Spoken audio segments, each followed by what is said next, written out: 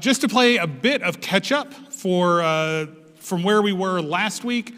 We have Jesus' baptism this week, or between last week and this week. Jesus is baptized. We have the temptation of Jesus as he is led by the Spirit out into the wilderness. Then following that, we have the beginning of his ministry. And so that is where we will pick up the story today. Chapter 4, and we will jump in with verse 14 as we are given a little bit of an introduction to Jesus' ministry. It says, when Jesus returned to Galilee in the power of the Spirit, the news about him spread throughout the entire vicinity. He was teaching in their synagogues, being praised by everyone. Now, there's just kind of a note that we're going to get to. It's one little kind of thing to note in your mind. The little line, praised by everyone, that's an important little piece that's going to come back up very soon before the story is over. So let's go ahead. We're going to read through just some of these verses slowly. So let's get down to verse 16. He came to Nazareth, which was his hometown, where he had been brought up. As usual, he entered the synagogue on the Sabbath day and stood up to read. So Jesus is doing what he normally does. He goes to the synagogue Saturday, Sabbath after Sabbath, and there he walks in, and it says, verse 17, the scroll of the prophet Isaiah was given to him. And unrolling the scroll, he found the place where it was written. We don't know if this was just the chosen reading for the day. We don't know if Jesus asked for the scroll of Isaiah. But no matter what happened, he has that scroll. He finds the place where he wants to read and begins reading. So we're going to go ahead and just read. I'll stop stopping. We'll go ahead and finish the whole story. So he says there in verse 18, the Spirit of the Lord is on me, because he has anointed me to preach good news to the poor. He has sent me to proclaim release to the captives and recovery of sight to the blind, to set free the oppressed, to proclaim the year of the Lord's favor. Then he rolled up the scroll, gave it back to the attendant, and sat down. The eyes of everyone in the synagogue were fixed on him. He began saying to them, today, as you listened, this scripture has been fulfilled. They were all speaking well of him and were amazed by his gracious words that came from his mouth. Yet they said, isn't this Joseph's son? Then he said to them, no doubt you will quote this proverb to me, doctor, heal yourself. What we've heard that took place in Capernaum, do here in your hometown also. He also said, truly I tell you, no prophet is accepted in his hometown.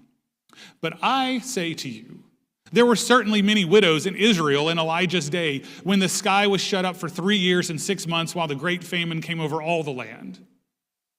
Yet Elijah was not sent to any of them except a widow at Zarephath in Sidon. And in the prophet Elijah's time, there were many in Israel who had leprosy, yet not one of them was cleansed except for Naaman the Syrian. When they heard this, everyone in the synagogue was enraged. They got up, drove him out of town, and brought him to the edge of the hill that their town was built on, intending to hurl him over the cliff. But he passed right through the crowd and went on his way. Now, this story is one that for many of us, we are familiar with. And I think every time I read this story, I am kind of left with the same question. And it's a question that is, I think, an important question for us to kind of see how this passage works. And the question is how did we get from verses 15, remember what they said, being praised by everyone, and verse 22, all speaking well of him, to verse 28 and 29, where everyone was enraged and ready to hurl him over a cliff. Seems like a pretty broad statement. He's great. We love everything he's saying.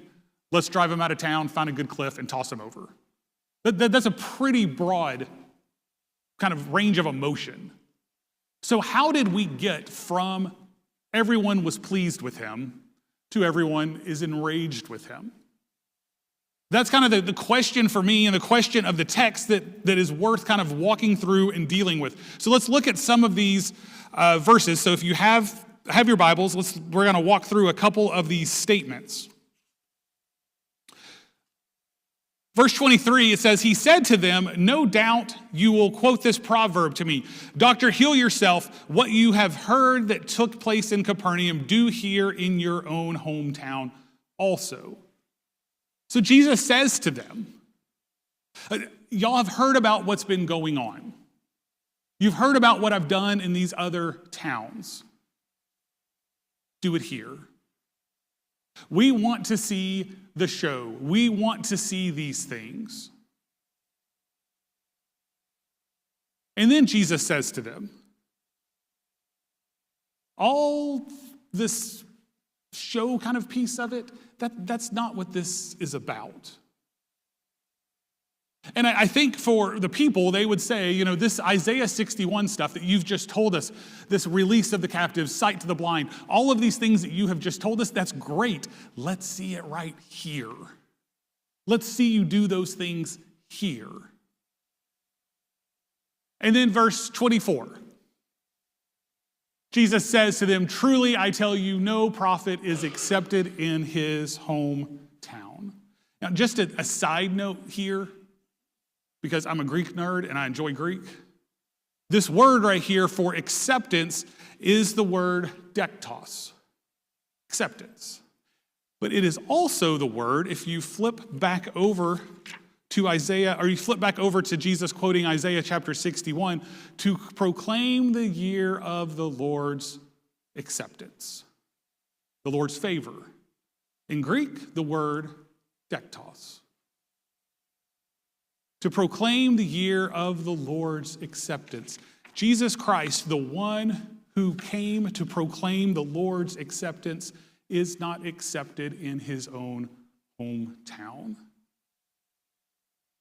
But there he is. There he is, and then he begins to go into what we would call a sermon illustration. And the sermon illustration is a story of Elijah and Elisha. Now, if you have been with us very long, hopefully a few of you are thinking, Pastor, I feel like we've talked about this story recently. Hopefully just maybe one of you, two of you remember this. Back in November, I preached on the story of Elijah. And on that story of Elijah, if you remember, I kept saying something over and over. That Elijah, remember, he runs away from Ahab. He runs out and he runs away. And as he runs away, God sends him to, and this is what I kept saying, a nameless city and a nameless widow. Anybody remember that? And the point of that story, or part of what I wanted you to hear in that story back in November, was this. That God's action in this world is not dictated by what we would choose. That God's action in this world is way bigger, way broader than what you and I would pick for God's action. And on that day, Elijah went to a nameless city, to a nameless widow. And remember, he asked the widow, could you make me some bread? And the widow said, well, actually, I was about to make bread for my son and I, and this was going to be our last meal before we died. Anybody with me on that story? Okay, a few of you remember. And God was doing something there. And so Jesus says to them, hey guys, guess what? That woman from Sidon, Zarephath, the nameless widow, she wasn't Jewish. She was a Gentile. And none of you would have picked her. And guess what? There were plenty of widows during that famine. There were plenty of Jewish people that needed food as well. But God acted in the way that we would not have chosen for God to act. God still did it. And then he tells the story of Elisha. And Elisha shows up, and where does Elisha go? Elisha, it's a hard thing to preach both people in the same sermon. Elisha goes to a soldier who has leprosy, and he heals the man with leprosy. And so Jesus is saying to them, guess what, guys? When Elisha healed, there were a lot of people that had leprosy. And there were a lot of people that had leprosy that are also Jewish, that are part of our tribe, that look like us, that think like us, that believe like us. There were a lot of people like that out there. But what did God do? He chose a soldier. You know that government that is oppressing us?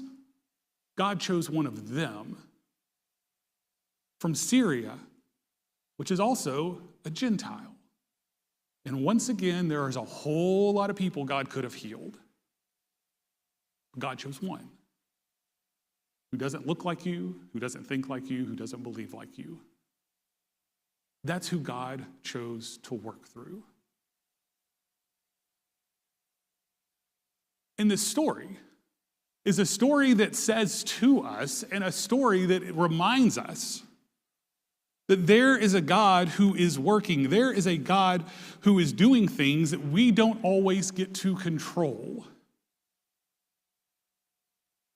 That sometimes we need to be reminded that this good news, as we are starting to walk our way through Luke's gospel, I will tell you a little hint about Luke's gospel. This is not the last time that Luke is going to push our boundaries in who we think or how we think God should work and who he should work with. But God is doing something. And here Jesus shows up and Jesus says to them, this good news that I'm proclaiming transcends the us versus them boundaries. And these us versus them boundaries has the potential to become a major stumbling block for people.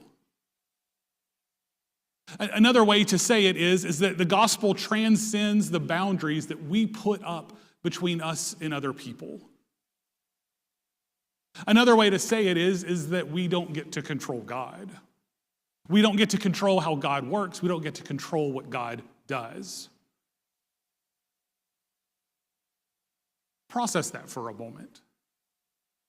Because if there's a God that I get to control, if there's a God that I get to tell what to do, if there's a God who does what John says to do, I don't want that God. The God I want is a God who says, John, you can't control me, and I'm out there working bigger, greater than anything you could ever imagine. I'm doing things that you would have never chosen for me to do. I'm out there doing some incredible things. Do you want to come and be a part of it? Or do you want to stand on the sidelines and complain about it? This story doesn't stop Jesus' ministry. This story, Jesus doesn't get to the end and say, you know what, guys, I think you were right. This story pushes Jesus to more, to continue showing them what God is doing in the world. So what does this mean for us today? I think a great place for us to go is to go back to verse 21. Jesus, to set the scene, y'all have heard it. Jesus reads from Isaiah chapter 61, a passage that we were on back during Advent. He reads from Isaiah 61. And then after he finishes reading Isaiah 61, then he makes this statement. Today, as you heard these words, this scripture has been fulfilled. Now, there's something I want you to hear about this and why this is so important. Because sometimes we read this passage and we're like, oh, Jesus, you said some pretty incredible things. Isaiah chapter 61, that's an Old Testament passage. And here we are, Jesus, you're reading it and you're saying all of these great things that God is going to do. And we all know that God's going to do those great things sometime in the future. God, all of this thing is going to be reconciled. All of these things are going to be justified. All of this is going to work out in the future, right? True. But guess what? Jesus said, Today, these things have been fulfilled. Today, God is working. Eternity, we sometimes think is something that happens in the future. Eternity, we think of as being something that is a whole bunch of time. Eternity is not a bunch of time. Eternity is no time. And Jesus says to us, today these things that I have proclaimed, today these things are going to happen. This isn't something we have to wait for. If we look at this as being something in the future, it's too safe for us. For some of us, I enjoy church history. I think I surprised Barry last week because Barry gave me a church history textbook that he had bought, and I don't think he thought I was going to be as excited as I was because it's a great book, and I was really excited. The version I had in seminary didn't have pictures. The version Barry had pictures. I was very excited last Sunday night when he gave it to me. I love church history. I love it. So I could look at this passage and say, oh, all of these things in Isaiah, the captives being set free, blind receiving sight, all of this stuff, well, that's something that Jesus did back in his ministry. That's church history. But I would also tell you that's too safe. That the same God that says to us, I'm going to do that in the past, I'm also going to do it today. I'm also going to do it in the future. I'm not limited to the past. I'm not limited to the future. I'm not limited by anything. Today I am going to do these things. Another place in this text that we kind of try to water this text down a little bit is sometimes we read this text and we hear Jesus' words, the Spirit of the Lord is upon me because he has anointed me to do some things, to preach good news to the poor. He has sent me to proclaim release to the captives and recover the sight to the blind and to set free the oppressed and proclaim the year of the Lord's favor. He has called me to do all of these things. Well, is he really talking seriously or is this just kind of metaphorically? Sometimes people read this passage and say, well, he's not really talking about the poor. He's talking about people that feel poor. Or he's not really talking about the captives. He's talking to people that feel like they're in captivity. He's not really talking about the oppressed, or he's not talking about the blind. He's talking about people that just feel that way. I don't believe that. I believe he's talking to all of us. I believe he is talking to the people that are physically blind. I think he's also talking to people that are spiritually blind. I think he's talking to people that are physically oppressed, but I think he's also talking to people who are spiritually oppressed. I think he's also talking to people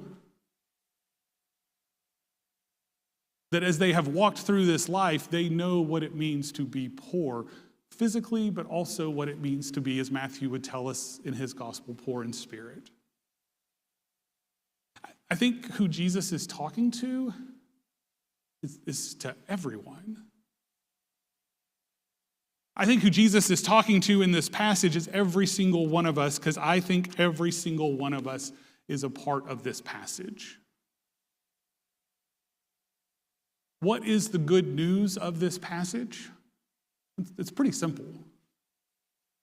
The good news of this passage is that salvation is here today. That salvation is not something that is in the future. It's not something that's in the past. That salvation is something that is here, now, today. So my question to you, are you poor? This might be a physical poor. This might be emotionally poor. This might be spiritually poor. I don't know. But if you say, I resonate with that word, poor, this message is for you. Are you captive? There are people who are physically captive. But there are people who are emotionally captive, maybe to a past, maybe to the way they were raised, maybe to a religious upbringing. If that's you, this passage is for you. Are you blind? I think any of us want to admit that we're blind in some places. But you could be physically blind, but I think we could also be blind to a lot about our own lives. The way we treat other people, the way we talk about other people, the way we live our lives with blinders on. There are so many ways. And if that word resonates with you, this message is for you. Are you oppressed? In my mind, oppressed and captive can be very similar. Are you oppressed by something? Is there something that you feel like you are carrying around? Is there a weight upon your life? Is there a weight upon your shoulders? These weights can come from all different kinds of things. These weights can come from good things. They could be financial hardships. They could be hardships with family. They could be children that you are carrying emotionally, spiritually. You could be oppressed or held captive by addiction. There are all of these things that are in our lives. And guess what? The Lord's favor is on you. What I love about that little Greek word, dektos, it's not just that the Lord's favor is on you, but the Lord's acceptance is on you. That whatever it is that you struggle with, whatever it is that you bring this morning to this sanctuary that you are carrying with you, God says, I accept you. I accept you exactly as you are. That doesn't mean there aren't some things I want to change. But my message is for you. My message is for you if you are poor. My message is for you if you are captive. My message is for you if you are blind. My message is for you if you are oppressed. My message is for you. My message is for you even if no one else thinks it is. Even if you don't fit somewhere. My message is for you. You are accepted by God. You are loved by God. That there is a God who says, come into my life. The hard thing we know about this passage is this passage does not sit well with everyone. We struggle with this passage sometimes, just like they did on that Sabbath morning. But we, as God's people, are called to proclaim a message to the people in our lives who are poor, who are captive, who are blind, who are oppressed. That we too have been given a message.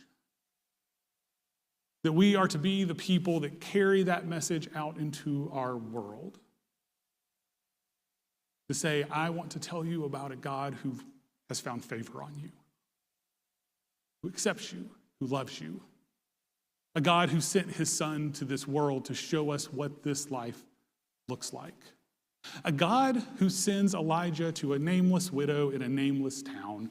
A God who sends Elisha to a soldier who was a Gentile who desperately needed God's touch. And God did it. This morning, as we close, that's really my question. Are you poor? Are you captive? Are you blind? Are you oppressed? The Lord's acceptance is upon you. Today, as we close, we're going to close as we normally close. If you would like to pray with a pastor, Pastor James will be right down at this far altar to your left. He would love the opportunity to pray with you. This morning, if you would like to be anointed for healing, spiritual, emotional, physical, whatever that might be, I would love the opportunity to pray with you right down at this altar to anoint you. But for the rest of us, there might be a few of us in this room today that just say, I need to find a quiet place. Because I identify with those words. Pastor, I know what it means to be poor. I know what it means to be held captive. I know what it means to be blind. I know what it means to be oppressed. And I need to hear the Lord's acceptance in my life. I need to hear the Lord's calling into my life to say, come unto me, all you who are weary, all you who are heavy burdened, and you will find what? Rest. Today, as we sing, I just invite you to come. Let's stand as we sing.